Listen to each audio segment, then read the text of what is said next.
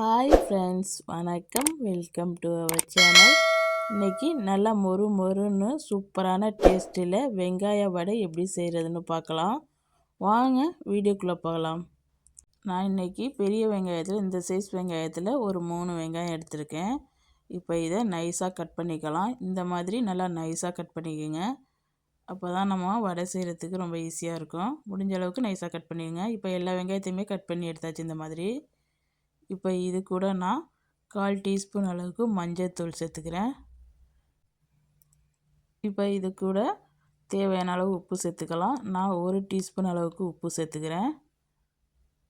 1/2 teaspoon அளவுக்கு மிளகாய்த்தூள் சேர்த்துக்கலாம். இப்போ இதை நல்லா கலந்து எடுத்துக்கலாம். இந்த மாதிரி நல்லா மிக்ஸ் பண்ணி எடுத்துக்கங்க. வெங்காயத்தில் எல்லா பகுதியிலையும் படுற மாதிரி இந்த உப்பு எல்லாத்தையும் நல்லா மிக்ஸ் பண்ணிவிடுங்க, நம்ம சேர்த்துருக்க மசாலாவெல்லாம். இப்போ இது நல்லா கலந்ததுக்கு பிறகு ஒரு 10 நிமிஷத்துக்கு அப்படியே ஊற விட்டுறலாம். அப்போ தான் இந்த உப்பெல்லாம் இந்த வெங்காயத்தில் ஏறி நல்லா ஒரு டேஸ்ட்டாக இருக்கும் வடை சாப்பிடும்போது. இப்போ 10 நிமிஷம் ஆயிடுச்சு. ஓப்பன் பண்ணி பார்க்கலாம். பார்த்தாவே தெரியும் வெங்காயம்லாம் நல்லா ஊறி தண்ணி விட்டுருக்குது. இந்த மாதிரி நல்லா ஊறி இருக்கணும்.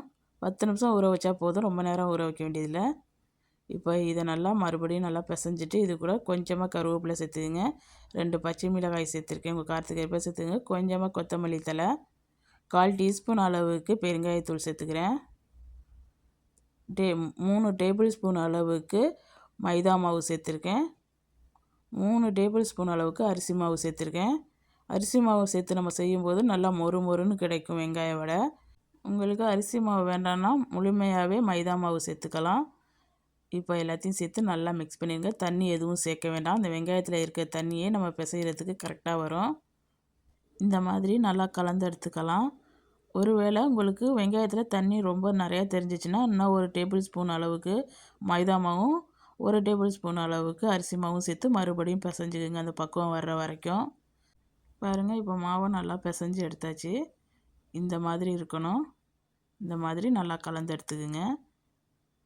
இப்போ கையை நல்லா தண்ணியில் நனைச்சிட்டு மாவுலேருந்து கொஞ்சமாக எடுத்து இந்த மாதிரி ரவுண்டாக எடுத்து உருட்டிக்குங்க. நல்லா வெங்காயம்லாம் உருட்டுறதுக்கு வரும், நம்ம 10 நிமிஷம் ஊற வச்சதுனால.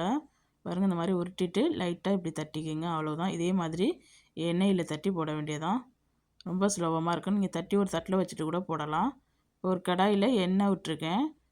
எண்ணெய் நல்லா சூடானதுக்கு பிறகு கையை தண்ணியில் நனைச்சிட்டு கொஞ்சமாக மாவு எடுத்து இந்த மாதிரி தட்டிட்டு எண்ணெயில் சேர்த்துக்குங்க. கடாய் எவ்வளவு கொள்ளுதோ அந்த அளவுக்கு சேர்த்துக்குங்க. நான் ஒரு 4 வடை சேர்த்துக்கிறேன். சேர்த்து பிறகு கொஞ்சம் நேரம் அப்படியே வேகட்டும், 1 நிமிஷத்துக்கு. அதுக்கப்புறமா நம்ம திருப்பி கொடுத்துக்கலாம். பாருங்கள், இப்போ 1 நிமிஷம் ஆகிட்டு பரட்டி போட்டுக்கலாம். நம்ம வடையை போட்ட உடனே கரண்டியை போட்டுட்டிங்கன்னா அது பிரிஞ்சு போயிடும். அதனால் 1 நிமிஷம் வெந்ததுக்கு பிறகு இந்த மாதிரி நல்லா திருப்பி போட்டுக்குங்க.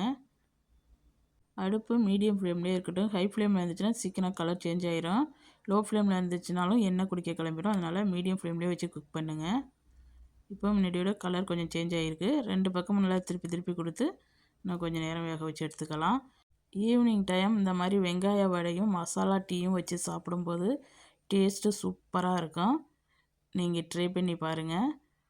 இப்போ முன்னாடியோட கலர் நல்லா சேஞ்ச் ஆகிடுச்சு. இப்போ நம்ம இதை வெளியில் எடுத்துடலாம். இந்த அளவுக்கு கலர் சேஞ்ச் ஆனோடனே வெளியில் எடுத்துருங்க. அவ்வளவுதான், நம்மளோட சுவையான வெங்காய வடை நல்லா மொறு மொறுன்னு சூப்பராக ரெடி ஆகிடுச்சு. இதே மாதிரி மீதி உள்ள மாவு எல்லாத்தையும் போட்டு எடுத்துக்கோங்க. இந்த வீடியோ பிடிச்சிருந்துச்சுன்னா இந்த வீடியோக்கு ஒரு லைக் கொடுங்க. மறக்காமல் என் சேனலை சப்ஸ்கிரைப் பண்ணி வச்சுக்கோங்க. நீங்களும் உங்கள் வீட்டில் செஞ்சு பார்த்துட்டு எப்படி வந்துச்சுன்னு கமெண்டில் சொல்லுங்கள். இந்த வீடியோ பார்த்த அனைவருக்கும் நன்றி.